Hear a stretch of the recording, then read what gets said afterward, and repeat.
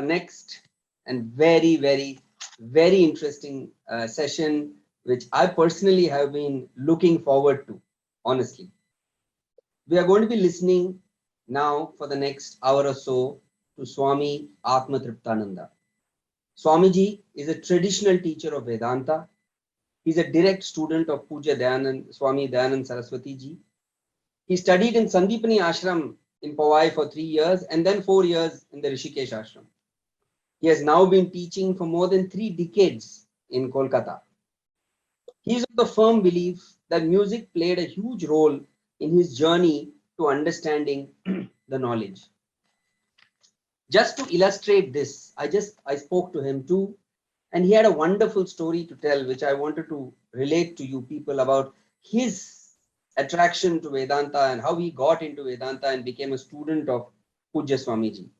So he and a friend of his went to this temple in the Sandipani ashram, and they went and they saw the deity, they prayed, and as they were leaving, after 10-15 minutes in the temple, they were leaving the temple. As they were leaving the temple, about 10-15 students in white, fully attired in white, this was from the ashram, walked in, they sat down and they started chanting. They started Vedic chanting. The chanting was so nice, both of them sat down and they said, we'd like to listen to this for some time. Swamiji and his friend. After that, they did the arti. Of course, they stayed back for the arti. And after the arti, each of those students started singing. And what Swamiji tells me is that each of the persons was singing better than the other. It was lovely to listen to them sing. Suddenly, in the middle of all this, Pujya Swamiji appears, sits right in the middle, and bursts into song, and all of them join him in singing. Swamiji says it was so ethereal an experience to sit in a temple which was so calm and quiet and listen to such wonderful singing that he was transfixed. He then noted down the time and he used to go every day at the same time to the temple so that he could witness this phenomenon. Completely drawn in by the music, he went, spoke to Pujya Swamiji, became a student of Pujya Swamiji, and there has been no looking back for him ever since. He clearly says that he is not a trained Carnatic or Hindustani singer. He is not a music academician and probably cannot write a book on music. But he has an ear for music, he sings well, and found that music is a wonderful way to demonstrate bhakti, understand Ishvara, and therefore help in owning up the ultimate truth and knowledge of the Vedanta. Welcome, Swami Atmatriptananda, and you will talk to us on from music to the fulfillment of Vedanta. Let's begin with a prayer.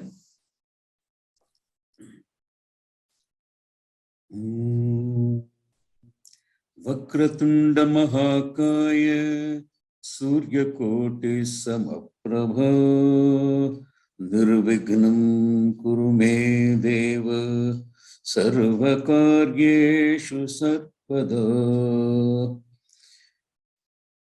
Ya Devi Stuyate Nityam Vibhudaihi Vedaparagaihi Same Vasatu Jihvagre Brahmarupa Saraswati Vishwandarpana Drishyamana Nagari Tulyan Nijantargatam Pashyannatmani Mayayo Bahirivotbhutam Yatha Nidraya Yasakshat Kurute Prabodha Samaye Swatmanamevadvayam Tasmai Shri Guru Murtaye Tasmai Shri Guru Murtaye Namaidam Shri Dakshina Murtaye. Of all living beings, the human being is perhaps most capable of being highly emotional. Human being, the degree of self-consciousness in a human being is there to a predominant extent. And then he also has this capacity to be very emotional, to emote. Even animals also can emote, all right. Dogs can, all others can emote. They understand love, they understand appreciation and all that. They can even ask for it in their own way. But the human being is the most, he is able to express his emotion. He is able to do it very well. Then add to this the capacity of singing or music. Suppose there is music in this person and he is able to appreciate the lyrics. Music and lyrics always go together. Music is good, all right, but without lyrics, it cannot pack the bhavana, it cannot pack the emotion. So you can pack the emotion if you have proper lyrics with you. And these are very important things. Lyrics is very important. Music and lyrics. They are the embellishment. They are actually embellishments to the skill of communication. The skill of communication is embellished by music and lyrics. So this is what I have been always finding out. And in our house, all the other people, they were also listening. Everybody was a keen listener of music. We were all, Kanseans. There is this idea. One of my friends gave me this idea. If any person can sing very well or give any performance with a musical instrument, that person is Tansen. And those people who cannot do that, but they can hear and appreciate music, such a person is Kansen. कान से सुन के वो appreciate करते हैं इसको. That is it. And the third one is the person who doesn't have any sense of music, nor does he have any care for music or emotions or whatever it is, a different type of person. That person, this man called him, he's insane. I won't say he's insane, but Kansen is a good thing to be, and if you can sing, then it is always good. So this is the background that I had, and we used to listen to songs all the time. And then, like every other human being, I also had a different type of childhood. So in the childhood, we get bullied, we get taunted, we get cheated, we get tricked. All these things happen, and all those experiences used to leave me sad. And like that, one evening I was playing on the roadside. At that time, there was a song playing in a nearby place somewhere. Some program was there. Was a song playing, and that time, that man said, the singer, he said, "Apni chhaya mein Bhagwan bithha le mujhe, मैं हूं तेरा तू अपना बना ले मुझे. अपनी छाया में भगवान बिठा ले मुझे, मैं हूं तेरा तू अपना बना ले मुझे." I'm sure this won't need any translation. It's a very simple Hindi. So I felt I was just 7 at that time. I understood the word. I felt very nice with that. And I sat listening to it. And then I got emotionally carried away by that song. Why? Because if there is any refuge, there is one refuge. The refuge of Bhagwan is always unfailing. He's the only one probably who is infallible. Every other relationship is fallible. When we want them, they might help us, or they might not, or they might let us down. Many things can happen. But Ishvara is the only one thing. I didn't understand all these things at that time. I understood all this later on when I was exposed to the teaching, when I was studying with Swamiji.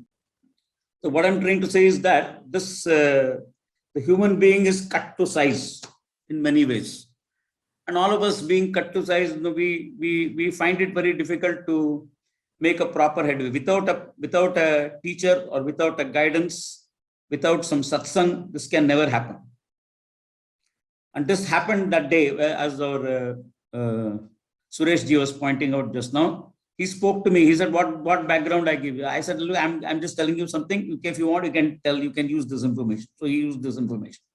So that's how it happened. And then when I went to the ashram, I got acquainted with all other people there. A lot of people I got acquainted with, including our Swami Brahma Vidananji, who is here now, and he has been my friend for such a long time. And I asked them, what about, how do we, what is all this, what is going on here? So then they told me about this teaching and other things and all that. Frankly, I didn't get much of it first, but I liked the music portion. And every day I used to go only for listening to the music. And slowly I got more exposure. I met a number of more people. I became friends with many people there in his batch. And then so one of them even took private classes for me, about for a week or for about 8 or 10 classes sittings I had with them on different days. I used to be able to spare only one day in a week. So every Thursday I would go to meet him, and then he would talk something. He would give me some idea and all that. That is the time, I got that this idea, that there are so many schools of thought. Okay, there are so many schools of thought, and then amongst all of these schools of thought, only one can be right. That also I didn't know at that time. Later on, I figured out that only one can be right. And then over the period of time, of course, being in the ashram, studying with Pujya Swamiji and discussing with various friends and other people, then slowly these ideas started sinking in, and then more and more clarity was obtained. More and more clarity. There is still lot of room for clarity, because study never gets over. And then after I asked Swamiji, what is going to happen after 3 years of the course? You can do anything, whatever you like. You can go and get married, whatever. So then I thought, in my mind, that it has taken time for this teaching to sink in. I write notes and other things, and those notes are all there. Most of the things, whatever I had learned or written or whatever, it is only there in the book only. It is not there. How much is there in the mind, I do not know. So it's all Pustakastu Ya Vidya, it is. Pustakastu Ya Vidya. They say, this is the way the teaching is there. I mean, whatever you have learned, if it is there only in the book, it is there in the book. It should be there. It should be there here in the mind. That whatever the vidya is in the pustakam, whatever your own money in somebody's hands, it's of no use. So karya kale samutpanne nasa vidya natad dhanam. Like that, there is a subhashita. So many subhashitas are there, which are all very meaningful. Those meaningful subhashitas also made a tremendous impact in my mind. But what made great impact was music. So I used to hear, earlier I never used to bother much about classical music, but I did get an exposure because my mother was listening to classical music. So every Tuesday and every Friday, I think it was, these 2 days, they used to listen to Carnatic music. So I got exposed to all that. I got exposed to, so I just asked sometimes, I asked them, who is this, who is that, and all. They used to say, give some names, but I didn't remember all those things. Later on, after meeting Swamiji and moving with him for some time, then I knew what all is there in our music, what all is there in Karnataka music, okay, Carnatic music. So there is this, there are all these poets, Bhakta Kavis, also Purandara Rasa, then Muthuswami Dikshitar, then Tyagaraja, then Shyama Shastrigal, then there is this, the king of Travancore, what's his name?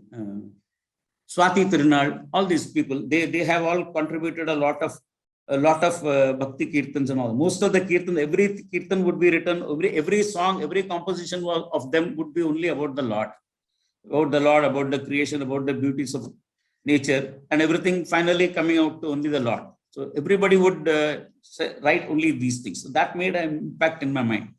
Then I also heard, that Hanuman was a great musician himself. Hanuman, I was a Hanuman devotee first. In school, when you're a young boy, you like all this Hanuman's antics, so those things impressed me. I liked that very much.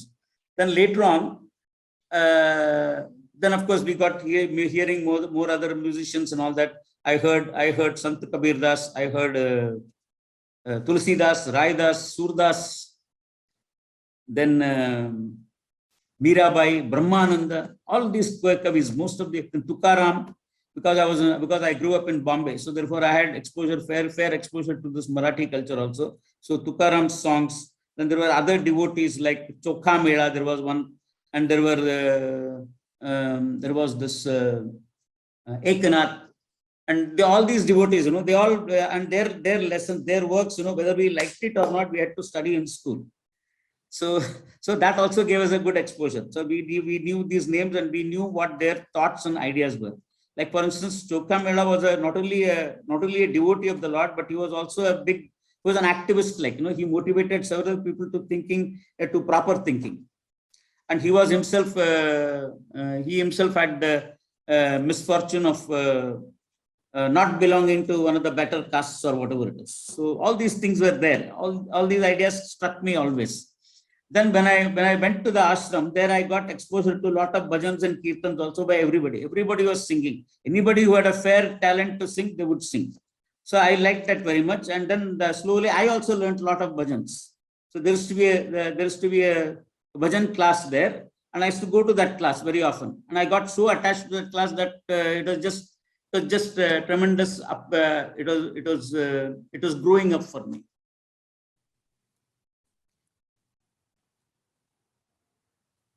So I heard all these songs in other by people, and I felt very, very impressed, very nice. That was how. Then I asked my mother, why is it that these songs are all there? Why is it there? Is it the part of our culture? She said, yes, this is a part of our culture, and this is the best part of our culture, which probably is not there in other cultures. It may be there. They might be having songs and all that. But talking about the Lord or singing about the Lord and all that is not much predominant there. It is in India. Anything which you start with the Lord, and anything that you do it for the Lord. You sing, you start a bhajan program, you start with Ganesha and Saraswati. You sing a dance program, you have Ganesha and Saraswati. You do a musical performance program, you have a Ganesha and Saraswati. For every program, there is Ganesha, Saraswati, Vandan. This is again amazing. This is there only in our culture. Nowhere else it is there. And these things, they impress your mind. Hanuman, singing songs of Rama and other things. It was all very, very impressive for me. And the words used to be so catchy. Words always appeal to your emotion. So they appealed to my emotion, and I caught on to those things. I used to like to remember certain words and all that. I still remember some of the old words which I had picked up somewhere. What I'm trying to say is that this is what impressed me. Then the capacity to relate these words and the tune to life.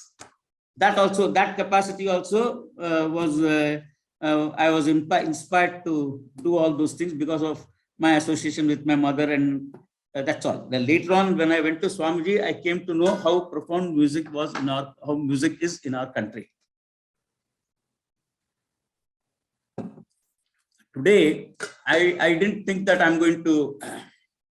I didn't know what I was going to say first. Then slowly I thought of I'm not going to talk about music or anything, but its effects on the human being and its effects in me, for instance, it just propelled me to Vedanta. I didn't have any special Vairagya or Viveka or whatever. Viveka I must have had, but I didn't know how to process that Viveka. I could not convert it to Vairagya or whatever it is. So later on, all these things happened automatically. All these things happened automatically because of some sort of a cynical attitude I had with reference to everything in life, because nothing was going on well. I thought nothing was going on. Maybe it was all going on well only, but I thought it was nothing was going on. It's all subjectivity. How we look at things. It's a problem with everybody. Every human being has this problem. So as a 15-year-old, I found this life meaningless, and I discussed it with one person. I asked that person, what is the purpose of life? So he suddenly got nonplussed by that question. So he just he asked me, why are you asking this question? I said, to me, everything sounds meaningless. I can't see the meaning of anything. What are we studying for? We are going to college, completing our school, completing a degree, getting a job, and then you build a house and all these things, and then you have your family, and then after you raise that family. I didn't use the word you help the children to grow. I didn't, because that concept was not clear at that time. So whenever anybody gets married, and if you have a family, then your job is to give a proper infrastructure to the children to grow. That's the purpose. But then all those things were not clear at that time. I was just generally thinking. And then I said, finally one day we all leave the world and go away. What do we accomplish? Why are we here? That question set him thinking. he could not dismiss that question. He was elder to me. He was actually my brother. So 8 years older to me. He was so he could not dismiss the question. He could not circumvent the question, because if he circumvented, then that would again feel he himself would not have liked to circumvent the question. So he thought for a minute, and then he said, he gave a beautiful answer. The answer was that you have to pray for the purpose of life to be revealed to you. So when he said that, I was very happy with that. Because I had a little bit of Shraddha and all that. I said, okay, fine, let us pray for the purpose of life to be. Do you know what it is? He said, no. Everybody would have a different purpose. So your own purpose would be revealed to you when you keep praying like that. Then I was praying like this. A lot of things happened in the meantime. I completed my school. I got some jobs working in Bombay and all that. Then I studied also, completed my graduation also. And then later on, I got this ashram. In the ashram, I went there. And in the ashram, when I went there, there were 1 year of study had already got over, and we were doing Keno Upanishad at that time. And in Keno Upanishad, there are some very important mantras are there. So he tells in the mantra in one of the in the Upanishad, one of the mantras is this, that it says Iha ched avedit atha satyam asti. If you know in this jagat, if you know this means the truth. If you know this, for which we had gone to the ashram. So by that time, a little bit of some Purushartha Nishchaya must have happened, I suppose. I do not know. But then when all this happened, how it happened, all that I don't know. I can't tell you much clearly about that. Maybe I might require time for it. But I came across this mantra there in the Upanishad. Iha ched avedit. If you know this truth, atha satyam asti. Atha satyam asti, I would like to explain it as atha satyam asti means you have made it in life. Iha ched avedit atha satyam asti. Na chediha vedit. If you don't know this, suppose if you have not, at the end of the day, if you have not succeeded in knowing this truth, then mahati vinashti. Mahati vinashti. That if you fail to know this, if you know it, then it is good. But if you don't know, then you would fail to know this. And what you are failing to know this is infinite. And so therefore your loss also would be infinite. Mahati vinashti. That made a profound impression in my mind that time. And then that's the time, the nickel dropped at that time. Oh, this is the purpose. This is what I've come here for. Then I have come to the right place. Things are happening in the right way. All these things, everything, all the while I was on the track. Why I was on the track? Because of this prayer. Let the purpose of life be revealed to me. Let the purpose of life be revealed to me. This is what I was continuously, this was all happening. Why I'm trying to say this is that prayer works, and prayer works like nothing. It works like charm. It works. It's beautiful. So it happened this way. That's how I got into the ashram. Iha ched avedit atha satyamasti na chediha vedit mahati vinashti. This is the beautiful mantra there. And then there's another mantra also there in the same Upanishad, where it says, what is the vastu? What is the truth that I want to know? So it describes the truth, saying anyad eva tad viditat. It is different from all those things which you know. Anyad eva tad viditat atho aviditat adhi. And it's also different from all those things which you don't know. It is different from the known and different from the unknown. Okay? It is different from the known and it is different from the unknown. Then what is it then? Different from the known than unknown, then what is it? It has to be, because every object in the world gets covered by these two expressions, known and unknown. All unknown objects also will become known to you later. Known also is object, unknown also will be object. So therefore, by these two expressions, all the objects in the world, known and unknown, both of them are covered. Then after that, what is remaining? What else remains? What remains is I, the subject. That subject remains, and that subject is what is the truth. Atha ched, iha ched avedit atha satyamasti. That one I said, this satyavastu is this one. That anyadeva aviditat, anyadeva tad viditat, anyadeva aviditat atho aviditat adhi, atho aviditat adhi. Iti Shruma Purvesham, the mantra goes on like that. So this is what we heard the teachers say in there. It is how we heard, and we are giving you exactly what we hear. That's the parampara. The parampara gives you exactly as it heard, as the fact is. The fact that fact which is there, is Ritam. Ritam we call it. Okay, fact is Ritam. And exactly unfolding the fact as it is Satyam. So telling out Satyam, Ritam and Satyam, these two things were which Swamiji clarified very so many times in the class. I was just very, very pleased whenever he used these expressions, Ritam and Satyam, Ritam and Satyam. So Satyam is truth, of course, but Satyam will be there when you know what is Ritam, what is the fact. So when you unfold the fact as the fact is, and this is very important. Another thing is, every object in this creation or everything in this creation would have knowledge about it. Everything would have knowledge about it. And if there is knowledge about it, then it should be communicable. If there is any knowledge about anything, there is a truth, it should be subject to knowing. It's possible to know the truth. It should have knowledge about it. And if it is that got knowledge about it, it should be communicable. And the person who communicates it should be a person who knows the vastu, who knows the truth, and he communicates it exactly like what it is. So this is what I found. It's a very difficult thing to find, I suppose. I do not know. I've been told that it's not easy to find a guru. People tell like that. Most of the people will tell you it's difficult to find a guru, the right guru and all that. In my case, for the first person I found was the right guru. Okay, first person, straight away in one shot I got this thing. So I didn't know, but then later on, when I reflected upon it, I said, this person, this teacher, he made me aware of the fundamental problem of the human being, that I am a wanting person. All the time I want. All these subjects, these points were made very clear by Swamiji yesterday, Swami Brahmavidanji, and also Swami Brahma Prajnananda. She also made it clear today. Beautifully she spoke in the morning. I was just listening to that. And then later on I had to break off because I myself had an engagement. So I had to cut off that. After her talk was over, I went away. Then I didn't hear the next portion. I missed that next portion. I hope some recording would be available about that. But then that's beside the point. The point I'm trying to make is that there is knowledge and it can be communicable. And this whoever communicates it is worth listening to. Then another thing, important thing is, this person, he identifies my problem. He identifies my problem, that I'm a wanting person, that I'm a person who has not accepted myself. So leave alone the fact that world doesn't accept me. I myself actually have to accept myself. If I've not accepted myself, I'm going to be a sad person, obviously.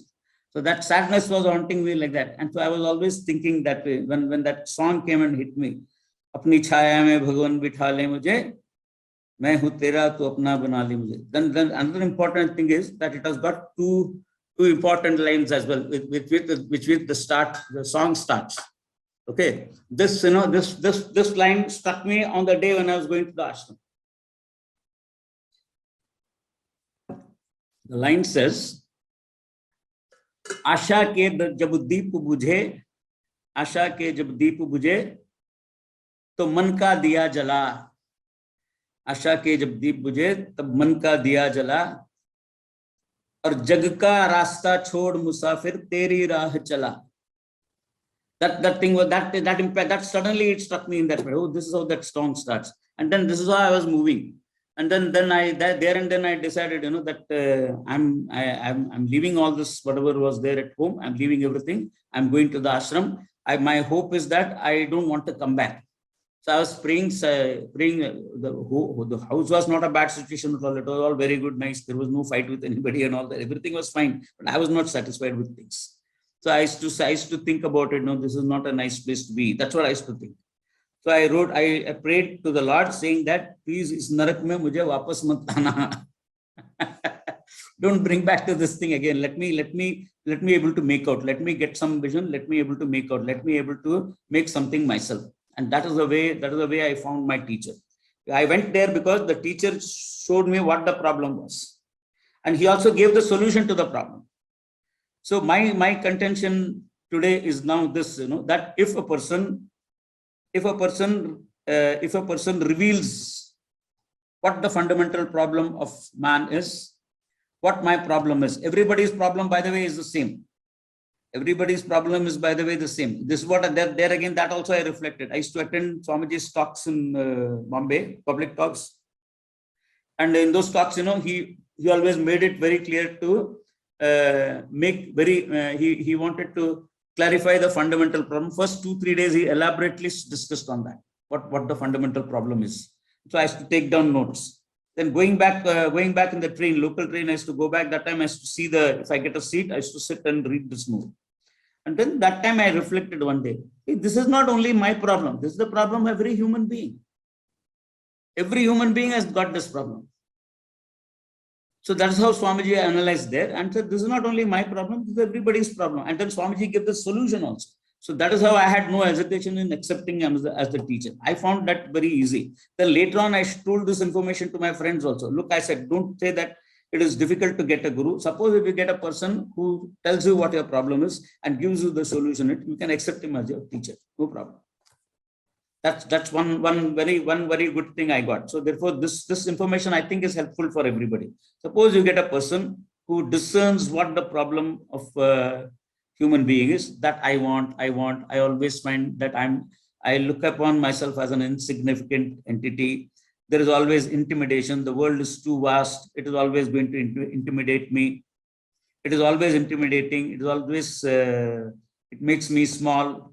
Then there are other limitations that I'm going to not live all the time. I'm a mortal. That is again another thing. And then I'm sad as another problem.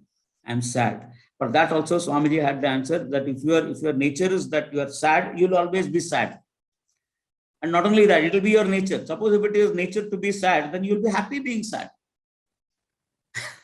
It's a very paradox-like thing it is. No? If your nature is to be sad, you will be happy being sad. But the very fact that you don't want sorrow shows that is not your nature. And the very fact that you don't want to repel happiness also shows that happiness is your nature.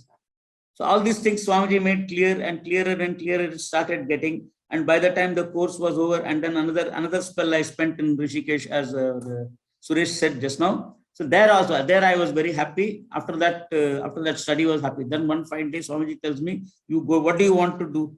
I said, well, I don't know. I want to be here only. I want to be a sadhu only. I said, then you go and teach in Calcutta. I didn't know. I had never been to Calcutta. I had never seen all that I knew about Calcutta was Eden Garden, cricket match. That's all. Nothing else I knew. and then Swamiji sent me here, and then here slowly I picked up my bearings. First 5 years I was here, then later on I went off for a break. I went to Coimbatore, then again I came back here, and since then I've been here. I've got by that time, I picked up the whole thing. See, Vedanta is like this. When you go to the course, after 3 years, most of the people would understand what is Vedanta. That's all. Then after that, you have to keep teaching, or you have to be in that knowledge. You have to be in that knowledge so that it sinks in. And for being in that knowledge, there's only one way out. Either you share it with others. And if you share it with others, then you have to become a teacher. So you teach others, and others will learn from you only when you have a certain lifestyle. So your lifestyle ought to be simple. I can't wear jeans and a t-shirt and start teaching Vedanta. People won't come, at least not here in Calcutta. Maybe they might come in Bombay, I don't know. Here they won't come. There also in Bombay also, it will take time for them to identify you, know you, recognize you, understand you, and then take you as a teacher, then come to your class. So simple ways, you wear a simple dress and you do things. So therefore I was in this lifestyle, brahmacharya, and then after that I got this sannyasa about 28 years ago. Okay, I've been here, I've been feeling quite happy. How did I come to all this? Only music took me here. Only music took me here. That's all. I would sincerely think only music would do, but there are other things also would have been responsible, like a constant feeling of fear, constant feeling of incapacity to do things, or constantly judging myself. Swamiji pointed out this morning, he said, you judge yourself. So this is all of us. There is self-judgment is there for everybody. Nobody is free from self-judgment. We have to go through this only. Everybody is born ignorant. And the only thing is that when I'm born, I only know that I am. That's all. I don't even know what I am. And slowly all the people come and they reinforce my understanding that I'm only this body. The people, all the relationships, they come and they only reinforce the understanding that I'm the body. And so nobody tells me that you are Atma. Everybody, and then also they also tell me that you are this much alone. That's all they tell. And with, even though I'm not this, I believe all these things. That's what happens to everybody. Everybody believes that he is limited, and it is true also. We only understand ourselves with respect to our relationships. So all these things were slowly, these notions were slowly dismissed one by one. Every notion was demolished, and after that I felt happier, very, very happy. That, you know, Swamiji said this morning, I am Ahankara. He was discussing about Ahankara. Somebody had asked a question and he said, Ahankara is what you think you are. A beautiful answer it was, wonderful answer it was. Ahankara is what you think you are. You think you are an individual. So you are an individualized entity. If you are an individualized entity, that means that automatically you are small. Ask you, where are you staying? Suppose if I ask you, where are you staying? You give an address. You give your address, own address. That means what you say, something, you know, you say, Nehru Road or something like that, Nehru Road, Santa Cruz, something like that, 75 Nehru Road. 75 means what? There are so many buildings in Nehru Road, only building 75 is yours. So straight away you constrict yourself. Then after that, when you go to 75, then what happens? Then you are in 75, there's a big building there, about 50 flats are there. Is the whole flat, the whole building yours? No, I'm only staying in the 4th floor. In one small flat I'm staying. So like that, when I identify myself with this individuality, what happens is I constrict myself. I become smaller and smaller and smaller.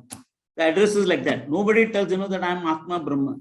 Nobody, suppose if anybody asks what is your address, you should be telling, you know, you should be staying with clarity. This is where I'm staying. Tell me, what do you want? But people don't say like that. It's not practical, I suppose. Or they'll say you are doing Mahatma Giri kar rahe hain aap. ऐसा बोलेंगे तो फिर बोलेंगे हाँ यहाँ पर हम उपलब्ध हैं, पूछिए आपको वो जो प्रश्न पूछना है पूछिए, कोई बात नहीं, मुझे आता होगा तो मैं बताता हूँ. So like that, this thing, and then every time I heard any song or whatever, it is to be catchy. Slowly, then I went to the bhajan thing. When I went to the bhajans and all that, I gave up all the other practice of listening to the songs and all that. But still, suddenly, sometime one song would come and hit me, and with the help of with the teaching, the background of the teaching, something would strike me. Something very amazing would strike me. I was seeing one. I had undergone a surgery, and so I was supposed to be taking some months of rest at home. Not supposed to climb the stairs, not supposed to go out, walk, and all that. So all these things happened in 1998, I think. I was listening to the TV. I was watching some movie in the TV. I had nothing to do, you know. So I was watching the movie. And in that movie, that person is singing a song. So he says, अपना पता मिले न खबर यार की मिले, दुश्मन को भी ऐसी सजा प्यार की न मिले, और उनको खुदा मिले जिन्हें खुदा की है तलाश, मुझको बस एक झलक मेरी दिलदार की मिले. Like that he's saying. Words I remember very well because I used to like that song earlier. Now, when he says that, immediately the first question that struck me at that time, at that point was, this man has not done Purushartha Nishchaya. Purushartha Nishchaya has to be done. If it is not done, then we will get way late. This man has not done Purushartha Nishchaya. So I was then, and a few days later, I had a class, and in that class, I was asked, this was the subject matter, main subject matter was trying to help people discern what the Purushartha of life is, what I need to do. I need to, first of all, you know, whoever has got exposure to Veda or Vedic knowledge or whatever, then they are very sure. They believe that there is a Deha Vyatirikta Atma, other than the Sharira, there is somebody else, and who survives this. But then that alone is not enough. The survivor, whoever is the survivor, he is also what? He is also one with the truth. So he is also consciousness. As Ishvara is consciousness, he is also consciousness. Only that knowledge is going to make me free from the problem of smallness centered on I. Nothing else is going to make me free. So that has to be the Purushartha. So therefore, I can't say that जिसको खुदा मिलना है उसको मिल जाए कोई बात नहीं, मगर हमको खुदा नहीं चाहिए, ये क्या बात? You are not discerning your Purushartha. That's what it means. So like that, many places, all those words also is to make impression in my mind. And when those impressions, when those words make an impression in my mind, I have to communicate in the class. And here, you know, most of the people, they didn't have much exposure to Veda or Veda mantra or Gita slokas in the Gita and all that. So therefore, even when I'm going in the class, when I would unfold a particular subject matter, I wouldn't quote verses from here because they don't know which verses from where and whatever, they will just be blinking. So there's no point in telling them that. So what I would do is I would give some examples, and the examples, mostly would be in all these things, something common which everybody has heard. So these are the things which I would highlight. And while highlighting all these things, anything that I had heard catchy, in Tamil also. In Tamil there are so many songs. There is one song which says about values. It talks about certain values there, truth and modesty and all these values. Those values are all talked about in that song. And I had asked my mother, what does this mean? What does that mean? It says, the song, it says, Aaru maname aaru and the Aandavan kattale aaru. It's a film song. So I asked my mother, what is the meaning of this thing? Then she said that this is what it is. It highlights these values. It says that if you have all these values, then you are a good person. Oh, I see. Then that went off from my mind. Later on, after studying Vedanta, when I heard that song once again somewhere, I knew it's a very meaningful song, beautiful song it is. The lyricist has written, he's made a wonderful work of it. I think it's Kannadasan. Kannadasan has written that song. It's a beautiful song. It enumerates values. It says, whoever he knows what is true, he will say that alone. So he will think what he is thinking, that alone he will say, and that alone he will do also. So Onre Solvar, Onre Saivar, like that it is. That word that comes. Immediately it struck me. So what I'm trying to say is that these words, if they strike you, you pick up the best out of them. Don't worry about whether it is a film song or not. What I would say, these people, when they wrote the songs, they wrote what ideas were revealed to these people. These ideas got revealed in their mind, and he wrote it down. It is not a film song. Straight away, when he gets that information, he writes it down. It comes from infinite intelligence. Ma Saraswati reveals it to him, and so he writes it down in his mind. That's all. And then he writes it down on the paper. Then this is found good, and if it is found good, then it is enacted in the movie. Then when we come to know of it only after it has come from a movie. And since the movie people, they have a dubious reputation or whatever it is, they are supposed to have that way. And so therefore we dismiss anything coming from a movie. That is not right, I think. I think we should examine all these things properly. Something good comes, we should take that. We should examine that. We should have the viveka to take that thing. Like that, and very often we find all these are all frivolous looking songs. These are all just trivial, like that, trivial matter, it looks like it. But no, when you analyze the words, then you find that it is very, very full of meaning. Simple words there. Some of them are very simple words. Like, I'll give you the example. There is this, we get knocks in life. We get a lot of knocks in life, and these knocks actually make us. So therefore, there's no need to be afraid of knocks. You'll get knocks. Vedanta also tells you Vedanta does not say that there is no dukkha in life. There is no knocks in life. It only gives you the know-how how to handle yourself, how to deal with yourself. We have to deal with ourselves first. And of course, we have to deal with people. That's a different thing. But I should first be a person who doesn't have to be dealt with. I'm a person, I should like to be a person who doesn't have to be dealt with. I should be okay easy to relate to, and easy to communicate to. So that should be my thing. That should be my value. If that is there, then it is okay. All these things, how will you happen? You are facing so many knocks in life. And why are we afraid of knocks? We should not be afraid of knocks. There's one song that comes and tells that. It's about that. It says, गिरने से डरता है क्यों, मरने से डरता है क्यों, ठोकर तू जब तक नहीं खाएगा, जिंदगी है चीज क्या नहीं जान पाएगा, तू तो रोता हुआ आया है और रोता हुआ जाएगा. See how profound it is. All of us are it fits to everybody. And simple words are very simple. And it looks like child's play. No, khel hai. That's what we think. It's all khel we think. Even about life, there is one piece, which used to come in the good old days. It was a very popular song. It says, Duniya Tufan Mel. Ye Duniya Tufan Mel hai. Dunya means there, not Dunya, not the world, but life here. Life here is Tufan Mel. तो ये दुनिया तूफान mail है, इसके पहिए जोर से चलते और अपना रास्ता तय करते। इसके पहिए जोर से चलते, it goes very fast, life goes very fast, and अपना रास्ता तय करते, दैट योर प्रारब्ध decides for you what you want to accomplish और whatever.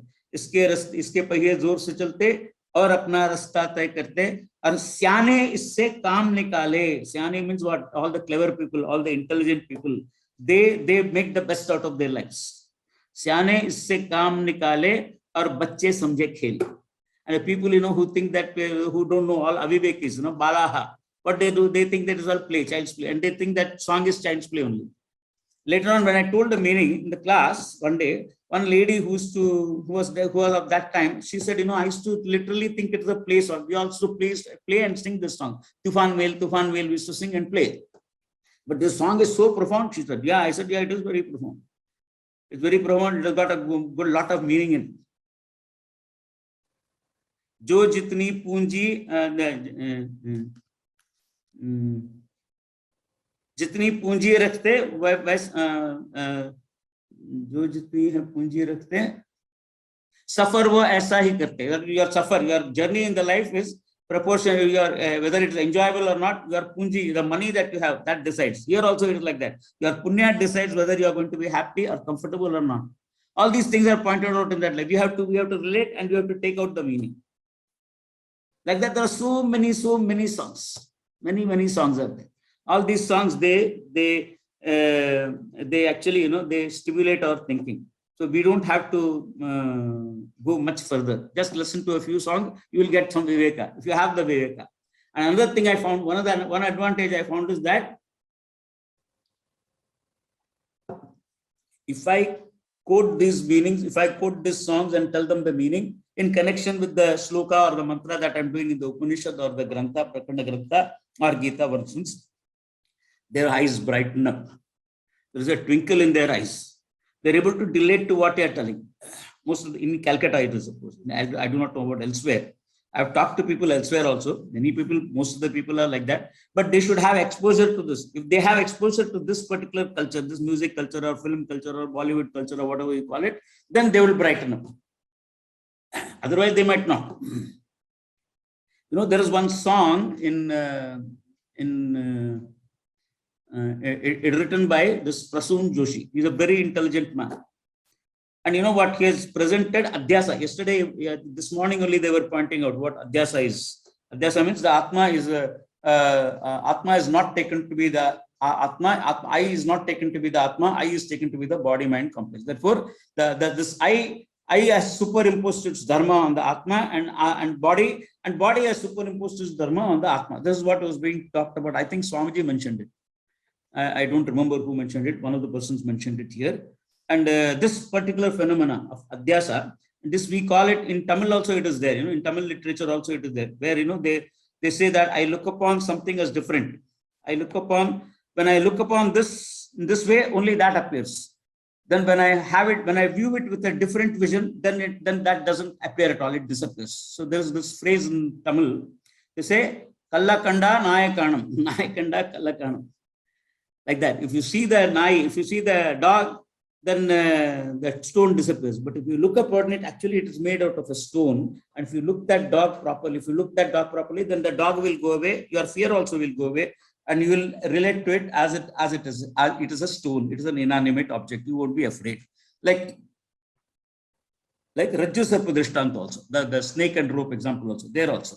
The snake and rope example also is like that only. So the superimposition has been brought about beautifully in this person. He says, "Dekho dekho kya wo ped hai." This is that Prasoon Joshi I'm talking about.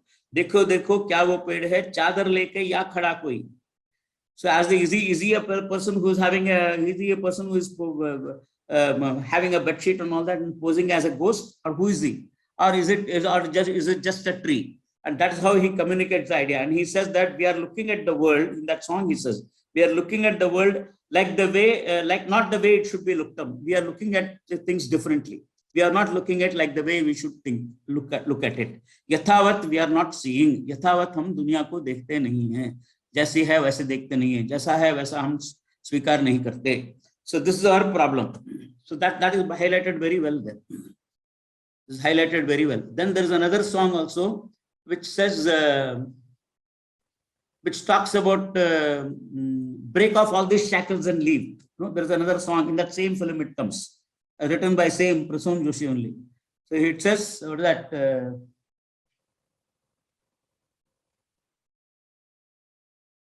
It tells, you know, open your curtains and all that. You know, parda kholo. What is that? Parda karo kinare and khidki kholo and all that. You know, they go out, breathe the fresh air and all that. It is. And then it tells him also who you are. You are not this ordinary person. You are a person who is free. Then all these things he tells him. You have to relate that. You read the lyrics and then you connect it to Vedanta. It's beautiful. Connection you get is beautiful. And then when he found out, you know, when he found out that, then he finds out. What he finds out, suppose if you find out that you are the free Atma, then what happens? That's all, everything, mil gaya, rasta mil gaya, he says. Khul gaya, rasta khul gaya. And then he says, mil gaya and all that, you know, mil gaya, isko apna rasta mil gaya. That you have to connect it that way. If you connect it that way, then you can connect that and look upon it as a song of moksha.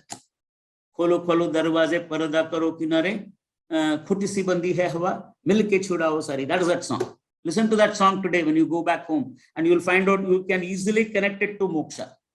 It's a beautiful connection. This song comes from, I think, Zameen Tare Zameen Par. So you can just see it in the YouTube or whatever it is. You will know the meaning. When you know when you read the meaning there with the words, it will come perhaps, and you can straight away relate it to moksha. It is something which is accomplished already. I'm already free. I do not know. I'm already that happiness. My Swarupa is that happiness. I do not know. So I have to only know. That's all. I don't have to do anything. And then concept of moksha. So many concepts we have. You know, we don't know whom to believe, what to believe, and all that. And everybody, every person, every book has a different representation of the truth. The truth is defined in every book in a different way. It's amazing again. This also is pointed out in one song, very old song it is, where it says, you know, the poor people are all singing, villagers, they have done a day's hard work and then they are sitting and relaxing, singing something. And then they are singing only bhajan only. But he says, you know, but he is not happy with that. He is not happy with the world. So he says, you know, Ajab tori dunya ho more Rama. Ajab tori dunya ho more Rama. He says, this is the your world is very difficult to comprehend. We can't comprehend. And kadam kadam par bhool bhuliyan. Whatever we try, we find that we are trapped only here. Nothing. We are not able to go free. Kadam kadam par bhool bhuliyan. The ajab tori dunya, he says. And then we are the persons, you know, who made this entire world. That also he says, you know, parvat kaate, sagar pate, महल बनाए हमने, फिर पत्थर तोड़े और पत्थर पे बगिया खिलाया, फूल खिलाए हमने, he says. फिर ये सब करने के बाद भी फिर हमारी दुनिया नहीं हुई है.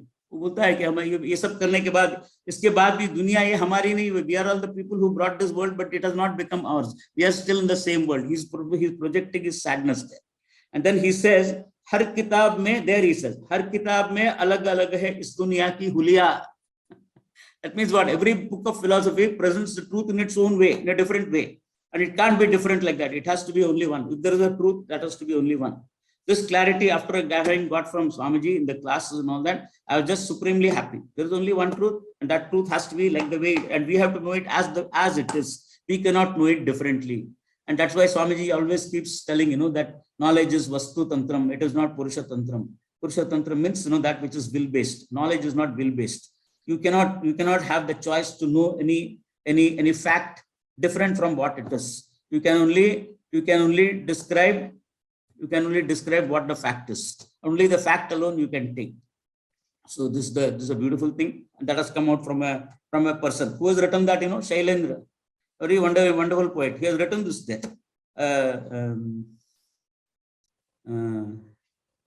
हर किताब में अलग अलग है इस दुनिया की हुलिया. कदम कदम पर भूल भुलैया, वो तो मैंने बताया था. Then it writes this also. हर किताब में अलग अलग है इस दुनिया की हुलिया. Then all that, then he says, after that, finally he says that, you know, we are all poor people. So we have nobody to support us or give some special lift to us or whatever it is. So they are people who talk about daya and dharam and all that. They are just talking like that. So he said, daya dharam ki लगाए बोली. ये लोग सब कौन के हैं? दया धर्म की लगाए बोली लगाए. दया धर्म की बोली मुश्किल है हम जो सो कि जिस खाली है जिसकी झोली, हमारा पॉकेट तो खाली है. For us it's very difficult. These people talk about daya dharma and all that, but for us it is, it's all difficult to live. Then he says, जिस दिन तो बंदे की जान बिके ना, your जान, that your जान, you are not sold, your prestige or your honor is not sold. That day only this will be your dunya, O Rama, he says. Only that day this dunya will be your Rama. What about profound lyrics it is. And it's a very old thing. And the moment I hear it, I pick up all these things. I don't know how I pick up that. Some antenna is there or what, I don't know. Generally, people don't. They all say also, we didn't see this much. We didn't look at this into this song. We didn't think it. We didn't figure out it could be like that. Yeah, it is like that.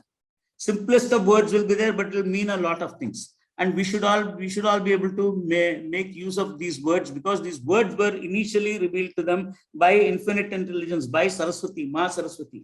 So therefore we cannot brand a film song as being whatever, that it is impure or whatever. We cannot say that. We cannot dismiss them. They also carry a lot of things, lot of important things they carry, and we can learn. And another thing for teachers is that if you quote a song, the people, they immediately relate to it. If you quote some mantra from something, they are not able to relate to it unless they have exposure to it.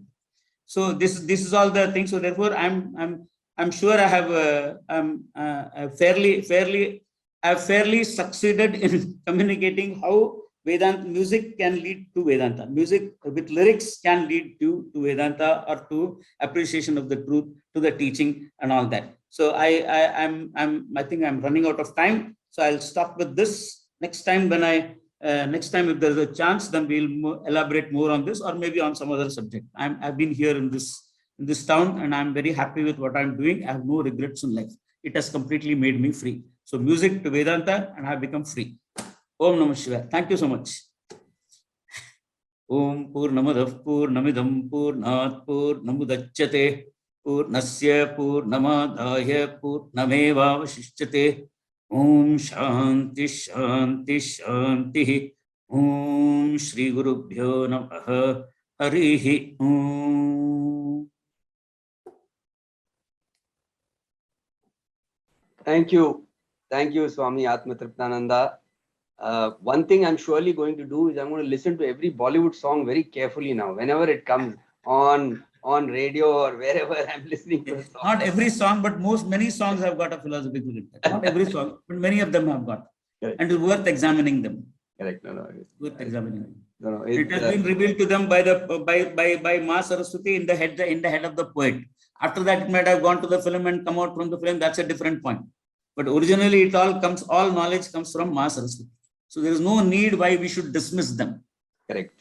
Yeah. So thank you so much. It was you stitched it together so beautifully. First, you told us how your own journey was impacted by music and how it drew you into Vedanta, etc. And then you also told us how you have used music to disseminate that same knowledge that you gained from Pujya Swamiji. How you also used it to disseminate it to your students. So both aspects you covered, your own journey with music and your later journey as a teacher, and how you have been able to use the music, beautifully put together, Swamiji. And you stuck to the topic very, very nicely, and brought out both the aspects of music and Vedanta. Thank you so much. It was very, very, very well stitched. Thank you, all of you. Thank you to the organizers. Thanks to Swamiji, and thanks to Swaminiji. They never forget me. Whenever there is a program, they always think of me. It's excellent. Thank you. Swamiji, would you like to thank Swami Atmatriptananda?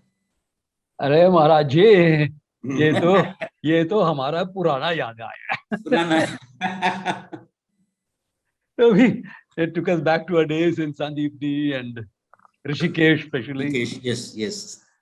Of course, one thing we left out of the Rishikesh memories was थोड़ा सिंघाड़ा भी खाया था. Oh yeah. So we had a great time. We had a lot of fun. I think it came out very nice. Yeah. Thank you. It's a pleasure for you to be with us. Thank you. Swamini, would you like to? Thank you, Swamiji. It's always a delight to listen to you speak and sing and chant. A lot of us and students have gained so much punya because of the music that, because of the way in which you have set the stotrams that we sing in the temple Correct. to the most appropriate music, very, very evocative of a lot of bhakti. And we are very grateful to you for that. So Om Namah thank Shivaya. you. Thank you. Thank you. Thank you once again. Oh, Swami. you're welcome. All of you are welcome. Thank you. Oh.